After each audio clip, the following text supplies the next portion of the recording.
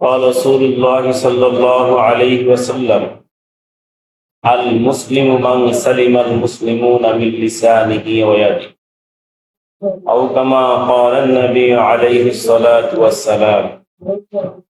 আল্লাহ রসুল সাল্লাল্লাহু আলাইহি ওয়াসাল্লাম বলেন, খাঁটি মুসলমান ওই ব্যক্তি যাহার হাত ও মুখ হইতে অপর মুসলমান নিরাপদে থাকে। আসলে খাঁটি মুসলমান তাকেই বলে যার হাত মুখ থেকে আরেকজন মুসলমান শান্তি থাকে। আপনার জবান দ্বারা যদি আরেকজন মুসলমান কষ্ট পায়, তাহলে আপনি প্রকৃত মুসলমান হবেন না। আপনার হাত দ্বারা পা দ্বারা যদি আরেকজন মুসলমান কষ্ট পায়, তাহলে আপনি প্রকৃত মুমিনদার হতে পারবেন না।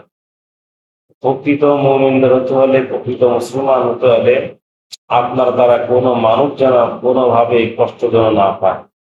যদি কষ্ট পায়, তাহলে আপনি প্রকৃত মুসলমান কখন হতে পারবেন না। আল্লাহ রাসূল সাল্লাল্লাহু আলাইহি ওয়াসাল্লামের হাদিসটা এখানে উল্লেখ করেছেন।